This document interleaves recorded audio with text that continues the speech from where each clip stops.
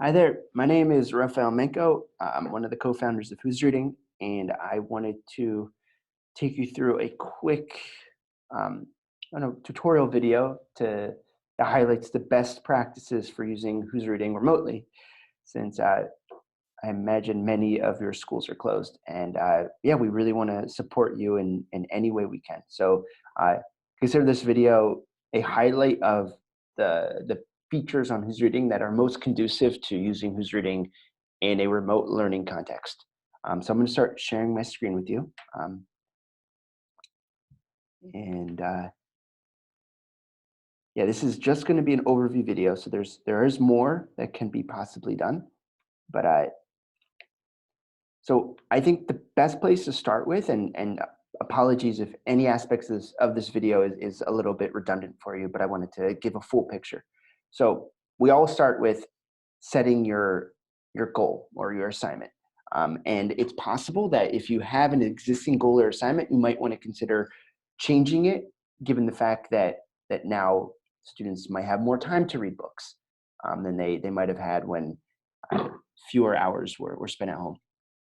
And so to edit your goals, you click on this button, which is on your dashboard. And you know, the top is where you customize your quizzes. The piece that I want to focus on is on the volume. So if you want to increase the amount of books that your students are going to be reading or expected to read, then you can increase the quiz number, say three a month or quarter. You could pick custom dates that work with the time that you expect to be remote.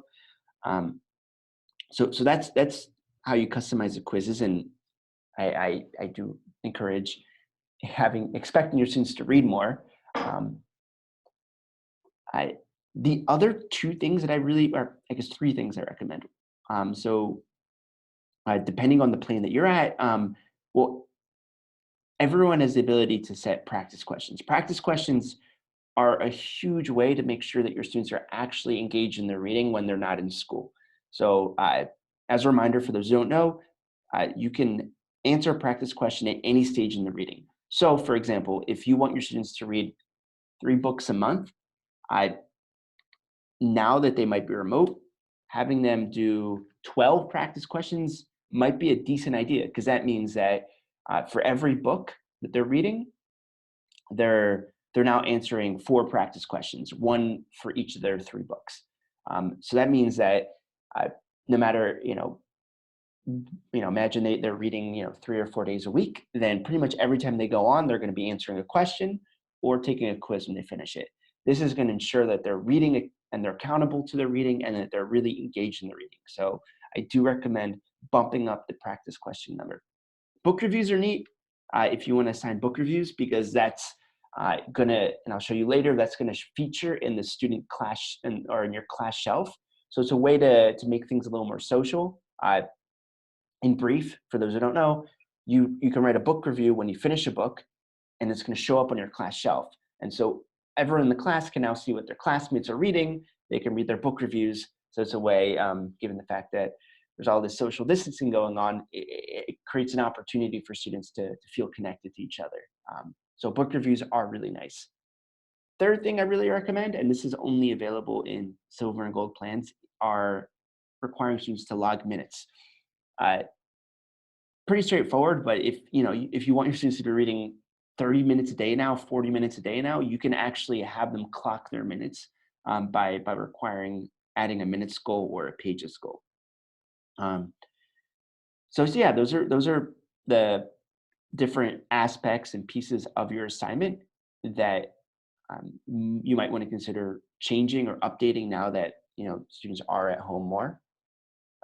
So now let's talk about how we go about uh, checking on students' progress and seeing if they're uh, being accountable to the goals that you set. So again, apologies for if this is a reminder, but I just want to go through this pretty quickly. So before going into what's available typically on the program, we did send out an email to all teachers, but perhaps your inboxes are inundated right now. So I look for it if you didn't see it.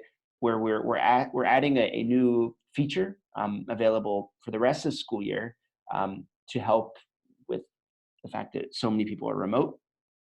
And it allows you to sign up for an email digest where every week we're going to email you, regardless if you're on starter, silver, or gold, a summary of all the work your students are doing. So how many quizzes they're passing. We're going to show you the quizzes that they've taken. It's going to be pretty robust in the information it's providing, but this will help you, keep, actually check up on what they're doing. So that's independent of the typical Who's Reading features, and it's available to all teachers, given the chaos that we're living in right now. So in addition to that, if you have a silver trial or a gold plan or any of the above, you are able to also go and check on your students' progress by looking at the dashboard. So the dashboard is going to show you how many quizzes they're passing, how many practice questions they're doing. You can see, if the quizzes they're reading are at, above, or below their grade level. A lot of materials already explaining how that works, but this is this dashboard is going to be the quickest way for you to see what your students are doing at any time period. Additionally, you can go to what I think is our best table, the text table. So you get there by clicking on data, going to text table, and it's going to show all students, all dates. And then you could pull up a report that shows you by student everything they've done by date, every book they've read, every quiz they've taken, every quiz score that they've gotten. So yeah, I really recommend using this table. If you ever want to see any of the work that they've done, you just click on view. So if we want to see Trent's answer to his quiz to Fellowship of the Ring, you can click on view, and it's going to show you his work. Excuse me. Given the fact that students are now remote, a lot of times you can, I do recommend using the comment feature more. So you can, send them a comment. If you review their quiz, you can let them know, something good or something that they can improve on. Please use more evidence. And this is going to show up on the student's account as a message that you've sent. So another way to keep in touch amongst the many tools that you already have available. So on that note, so yeah, one way you can keep in touch is through leaving comments. Another way you can keep in touch is by going to the roster page and clicking on the students that you want to message. Say you want to email Carla and Dahlia and Abby. You can, or not email, but message them. You can click send a note, and then you could write whatever message you want to send them. So this is another tool that you have to let students know that you're there and that you're, maybe those 3 students haven't been reading a lot. So you can say, hey, like, I've been noticing that you haven't been reading that much. Is everything all right? And they're all going to get a message individually, so they won't know who else is messaged. You could also message all students if you want. So that is another tool. You can also send them coins. That's a fun way where you can make things a little more playful from a remote distance. So you can email those 3 students. Maybe they're reading a lot more than they're normally reading. 100 coins for just being amazing people. So if you give them a reason, reading more. All right. So that is. Oh yeah, and there's one last thing I actually want to show you of a cool way to stay in touch remotely. So we got our messages, we got our coins, we got our data that we're checking up on. Another way we can keep in touch is recommending books to students. So the way to do that is you click on your name, click on settings, and then you click on teachers picks, and then you can type in, I don't know, crash. And now all your students will see on their dashboard these are the currently the 5 books, the 4 books that are being recommended. All right, so I think that covers a lot of the remote features that maybe you're aware of, maybe you weren't, that should come in handy, given the way schools are today. Um, Now I want to switch over to a student account where we can, so I can review some of the features on your end from from the student's perspective that connect to this theme. So as a reminder, the way you can easily check out a student experience is you go to your roster, which you're already at, and you click on login as demo. When you click on this box, this card, it will convert your account temporarily to the student account. So that's happening right now. And yeah, let's go through this. So if, as a reminder, the goals that you set, so maybe you just change them, they get reflected uh, on the student account through these meters. So we have to take 2 quizzes, answer 2 practice questions. So if you want to do a practice question, you click on the little meter, you type in your book, and you answer the practice question. Um, that might already be things you know. Students can always click on to do book reviews or log minutes if that's on an assignment off to the side. But what I want to show you now is, in the case you sent a message to a student, it's going to show up as a notification where it says news here. So this teacher, has commented on your quiz for Harry Potter and the Goblet of Fire. So that's how you and your students your students know that you've left them a message. Um, I think that possibly the most important thing to get across to students now that they're not reading in the classroom and at home is that they can read any content on Who's Reading. So when they're in school, they have access to a plethora of books, I imagine, either through the class library or through the school library. There's a lot of books that are at their disposal.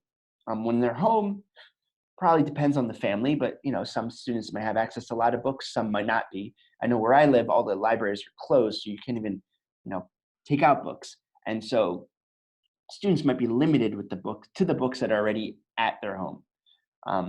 If that's the case, and they've gone through all those books already, then the thing to really understand on Who's Reading is that it's not, though we are targeted towards independent trade books, like the books you're seeing below here. We work with any content, and I want to illustrate that by taking examples. So say students have access to articles through a subscription you have with Newsella or Time magazine, or I don't know, National Geographic Learning. Like if you have access to that content, or if students are encouraged to look at certain online uh, media sources like New York Times, or whatever is been approved to them, they can always take a quiz or answer practice questions for that content on Who's Reading, and that's going to ensure that they're engaging and thinking about their reading in a way that's like conducive to our goals, which is ensuring that they're thinking deeply and writing, and getting practice in both of those areas. And so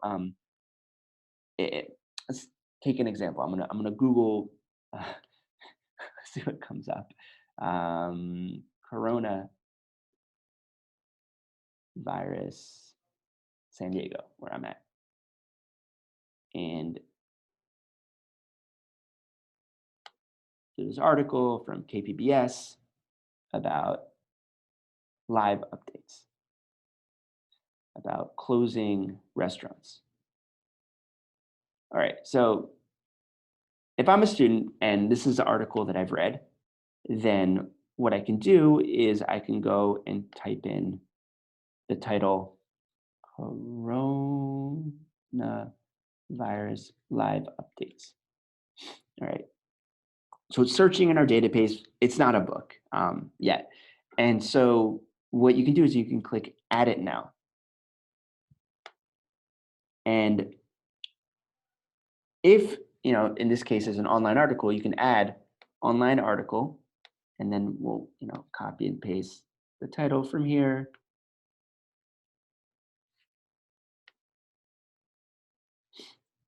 Include the website URL here,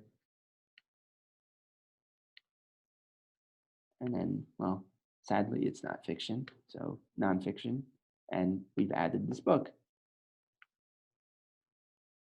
And now we'll go answer a question about it. Um, we're going to be shown nonfiction questions. So, what is the main idea from this text that you want to tell your children and grandchildren someday? Why do they want to remember this idea? Well, we can have fun imagining what we tell the future generations about this moment based on that article. But I just wanted to show you how you go about assigning an article for any text on Who's Reading, which will probably play an important role, especially if students don't have access to a lot of books at home. Uh, so yeah, that is um, one of the main things I wanted to get across on the student side of things. The other part is that given the fact that everyone's home and they're separated from their classmates, most likely, there's certain ways on Who's Reading where you can encourage the fun. So we went through one of them before, how you can award coins to students through your account. But the other thing is by going to the class shelf. So, well, this is actually, that's my shelf, class shelf, where we can see all the books that all of our classmates have read. So it's kind of a nice way to have a distant, it's kind of like a book club where you can see what your friends are reading. You can see who read each book. If they wrote book reviews, you can see what they read. It's just a nice way to stay in touch when we are, well, literally out of touch. And so